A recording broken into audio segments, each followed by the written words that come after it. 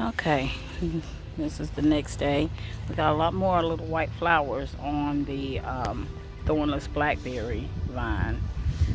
Um, Once the flowers start coming in, that usually means it's going to pollinate and we should get some blackberries. So we'll see how that goes.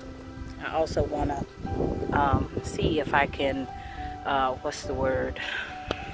Not propagate, but basically I want to grow some more of these in more pots. So basically at my old house, when I had them in the ground, you have to be careful because when they're in the ground, the roots can go all over your yard underground. You won't even know it's traveling until it pops up maybe 10 feet from the original blackberry. So that's why I've elected to put mine in these big, I guess it's like 15, maybe 15-gallon pots in the yard, so they have plenty of root room, but they won't go all over my yard because that's a mess if it get into piping.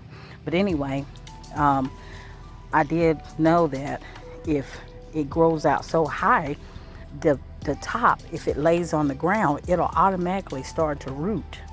So I was watching a video and he was saying if you let these get long, just bend them over, stick them in the dirt of the next pot, and it will begin to push up its own, grow its own stable rooting system, and then you can um,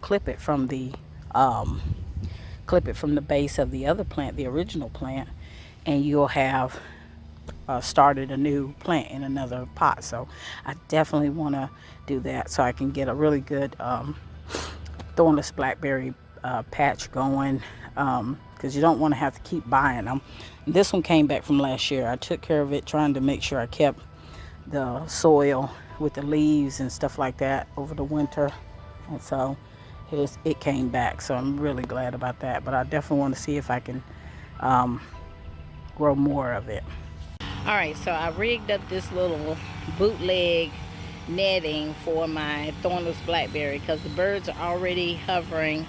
I guess they see the white flower, so where there's flower, there's fruit. So I'm expecting some berries to be coming up here shortly. So in order for me to keep the birds from grabbing them before the family can get them, I have this little mesh gauze.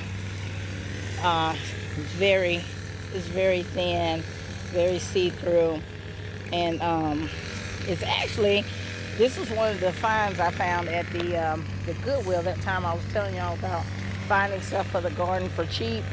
And this is actually a baby mesh netting, but I'm using it for my thornless blackberries so that these birds won't be able to grab them, and yet it'll still get all the sunlight and air it needs for circulation and for growing. So hopefully that'll keep the bugs out and the birds off it for a minute. All right, so the flowers have fallen off my rose bush. I mean my thornless blackberries, and as you can see, there is a blackberry developing where the white flower was.